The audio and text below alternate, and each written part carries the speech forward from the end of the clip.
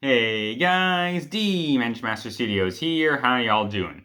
Welcome to part 2 of my review for Crystalized. In part 1 of this series, I went over the stuff that I liked when it came to Crystalized, and in today's video, I'm going over the stuff that I didn't like when it comes to Crystalized, because there's a lot of stuff that I didn't like during this season. And so let's get into this whole thing, and in case it isn't obvious, spoilers for the entirety of Crystalized. And let's begin. Starting off, the first thing that I really didn't like when it comes to Crystalized were the new characters.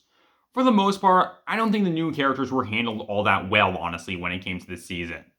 Like, the new ninja, they were obnoxious, and their whole thing got old really quickly, honestly. I didn't like them. There was Hound Dog McBrog, and when it comes to this guy, his whole thing is him trying to arrest the ninja and put them behind bars, with him basically not stopping when it comes to him trying to accomplish this goal. And I'm just wondering, why is he continuously doing this whole thing? Like, seriously, it is literally the apocalypse and everything when it comes to part 2 of Crystalized, and this guy is still trying to arrest the ninja. Like, why is he doing this? Apparently it's because orders, and I guess those still matter in what is, again, basically the apocalypse. And then there's also the mayor of Ninjago, and honestly, in the first few seconds he was introduced, this guy instantly became one of my least favorite characters when it comes to Ninjago. Because just, what's even going on with this guy? He says that when it comes to the ninja, they're the ones responsible for all the property damage and destruction that happens when it comes to battles, even though that's not true, it's the villains. Then there's also the fact that when it comes to this guy, he locks up the ninja and declares them criminals for saving Nia's life and doing the right thing, so the ninja are criminals for basically no reason during Crystalized.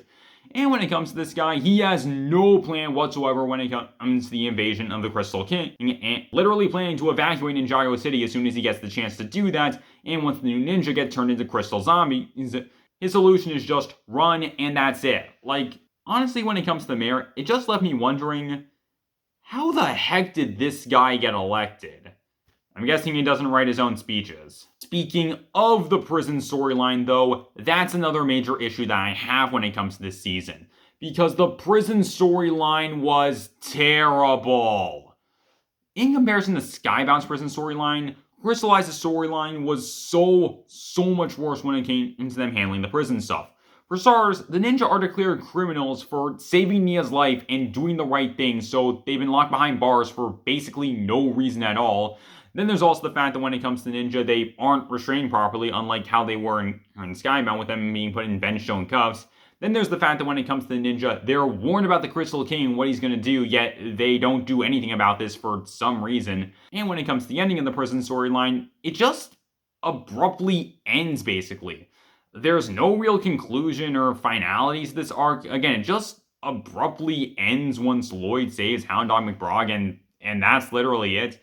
There's not a moment when the mayor or Hound Dog McBrog is all like, oh, hey, I was wrong about you guys. You are actually heroes, so you're no longer wanted criminals. Like, that would have been nice at the very least, so that way we would have had some kind of conclusion to this, but that didn't really happen. So again, just the abrupt end to this honestly felt really strange. Speaking of abrupt endings, though, that actually relates into the next issue that I have when it comes to Crystallized, which is how they handled storylines and arcs. There were a lot of things that happened when it came to storylines and arcs during the season where the endings felt really abrupt or forced or just not conclusive, honestly. Like, for example, there was the prison storyline, which I mentioned earlier, which just abruptly ends and that's kind of it. But here's another major example. There's the whole thing during the events of Crystalized with Lloyd having to tap into his Oni powers. This is something that was set up all the way back during episode 14 of Crystalized with Lloyd tapping into his Oni powers while fighting against Harumi. And this is something that, again, was built up over the season. And during the season finale, we actually get this with Lloyd having transformed into his Oni form and battling against the Overlord. And we get this for 20 seconds. All the build-up and basically nothing happens with it. Like, I think that the concept of Lloyd getting some kind of Oni form and battling against the Overlord, that is a really cool concept, honestly, for them to use when it comes to the show. Yet, practically nothing is done with it. Like, again, it just abruptly ends and that's kind of it. Like, I get the reason as to why Lloyd wasn't in his Oni form, because he didn't want to end up like Garmadon. I can understand that. But at the same time, just there's all this buildup and everything into Lloyd doing this whole thing of him turning into an Oni, and they don't go anywhere with it. So just, what's even going on with that? There's also the whole thing when it comes to Lloyd and Garmadon's dynamic during the season, where when it comes to the two of them, like, there were issues that the two of them had, considering everything that's happened between the two of them during the events of the show. And there isn't any real conclusion to this whole situation. Like, by the end of the season, the two of them just end up on good terms, and that's kind of it. And just like the prison storyline, this honestly feels like an abrupt ending, honestly. Like, there isn't any real satisfying conclusion to this, I feel. And one last big storyline that I want to touch on is Lloyd's arc. For those of you who don't know what I'm talking about, back during the Ice chapter, Lloyd started on this big and massive character arc of him getting over Harumi and moving on from her. This is something that started in the Ice chapter and continued all throughout the Wild Brain era of the show, and it seemed like when it comes to Crystalized, they were going to conclude this arc. But they didn't. There were these moments where, when it comes to the season, it seems like the writers remember Lloyd's character arc of him getting over Harumi, moving on from her, with Lloyd saying that he was going to fight against Harumi and find some way to stop her. But then there were these moments where it seems like when it comes to the writers, they forgot about Lloyd's character development, with him basically just not doing anything when it comes to fighting against Harumi, instead with him being all like, no, Harumi, this isn't you have to stop. Like, what's even going on with this? And by the end of the season, they don't do anything to conclude his arc at all. Like, because at the end of the season, Harumi for some reason swaps sides and is on the side of the ninja, or is at the very least on good terms with them. So, what exactly happens when it comes to Lloyd's arc? This feels like a really abrupt conclusion. And this one honestly stings the most, because this is something that has been building over the course of the past 3 years. This started all the way back in 2019 in Season 11, and now we see the conclusion to it during Crystalized 3 years later, and there isn't even a conclusion to it in the first place. Again, it just abruptly ends. Like, I feel like they were trying to leave this to be a bit more open-ended and up to interpretation, but I'm just wondering, why though? Again, this is something that was built up over the course of the past 3 years, and with there not being any real conclusion to it, that seems really weird and doesn't make a lot of sense to me personally. Another big issue that I have when it comes to Crystalized is what they did with the episodes. No, I am not referring to the episodes released, because that is something else in its entirety, rather instead I'm talking about the actual episodes themselves. For the first part of Crystalized, so episodes 1 through 12, overall I think that the episodes were honestly decent at best altogether. Like, there wasn't any episode during part 1 of Crystalized where I really liked and thought was this great and absolutely amazing episode. But at the same time, there weren't any of these episodes that made me think, wow, this is absolutely terrible. I really don't like this. Again, it was just kind of decent at best, honestly.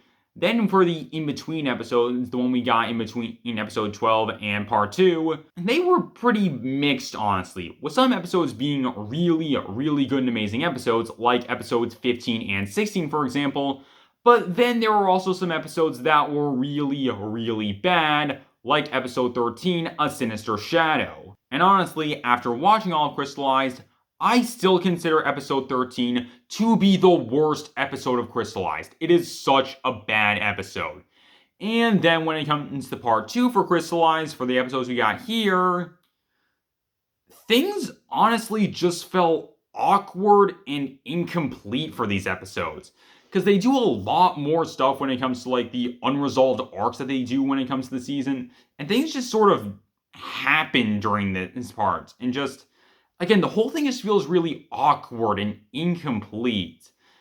I'm not saying this was rushed or anything, but just things felt strange during the second half of Crystalized.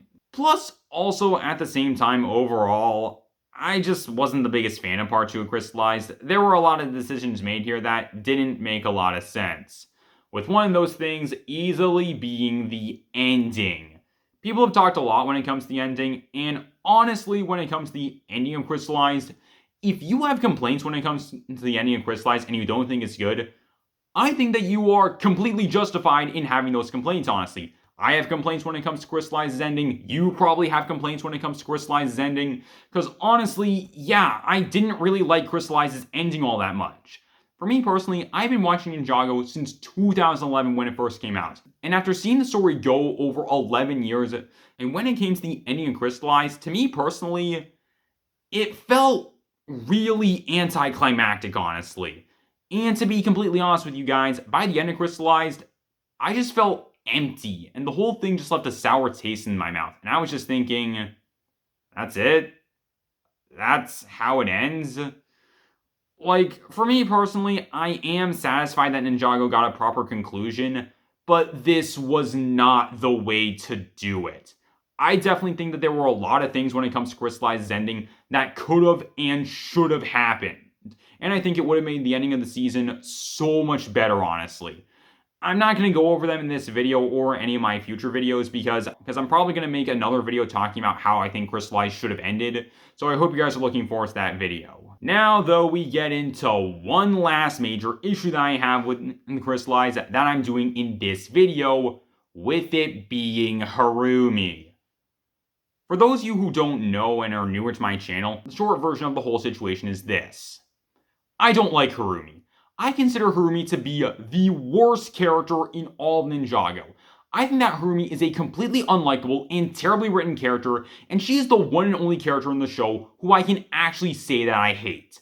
I was not looking forward to her returning during Crystalized, and I really didn't like her during Crystalized, for a number of different reasons. For starters, I really didn't like the way that Harumi returned when it comes to the show.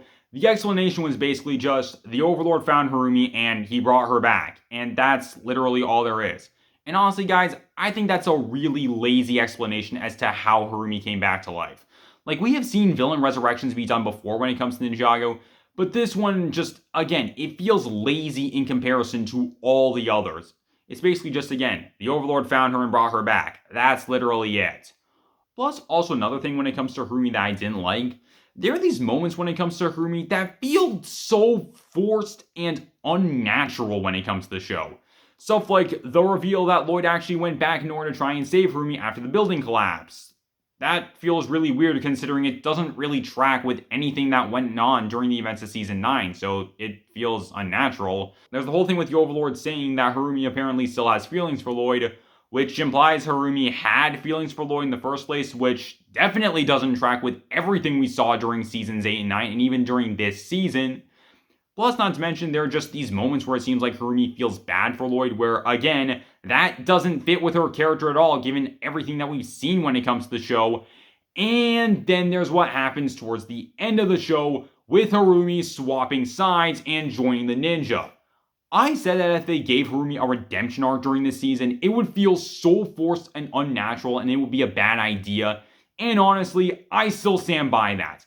This whole thing felt incredibly forced and unnatural. It doesn't make any sense as to why Harumi is swapping sides and is on the side of the ninja. Like, I can understand her wanting to go against the Overlord because the Overlord reveals he was the one responsible for corrupting the Great Devourer in the first place, which is a pretty neat thing for them to include, actually. But to have Harumi still be on the side of the ninja after this, it makes absolutely no sense.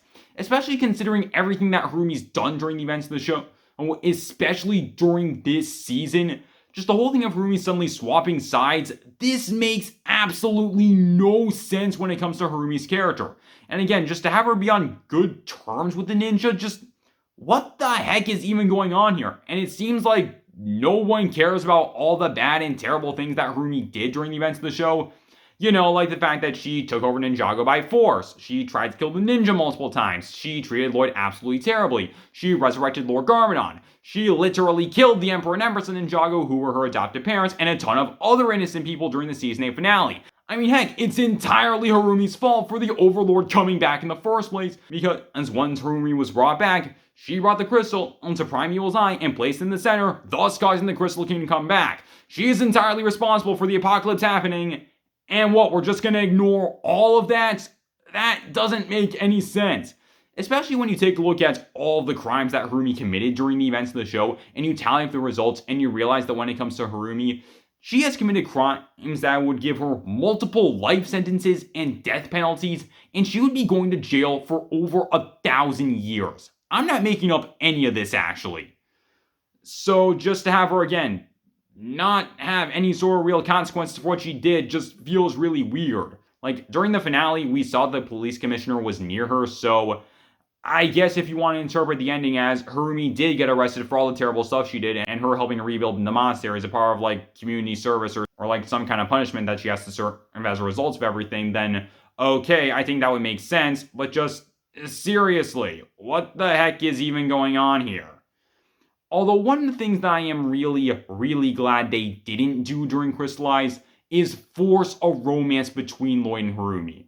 That is something that I am honestly really glad they didn't do during the season, because Harumi getting a redemption arc, that already feels really bad and completely unnatural when it comes to the show. Them doing this would have been even worse, honestly. And so again, I'm really glad they didn't do it. And so, yeah, when it comes to Crystalized, there was a lot of stuff that I didn't like, but there's two more things in particular that I wasn't really that big a fan of, and so I'm going to be going over them in parts 3 and 4 of this series. So I hope you guys are looking forward to that. And so that's pretty much all I got for you guys. So tell me down below, what do you guys think? What were some of the things that you guys didn't like when it comes to Crystalized? Tell me down below, and I hope you guys enjoy. Later, guys, this is Dimension Master Studios, signing off.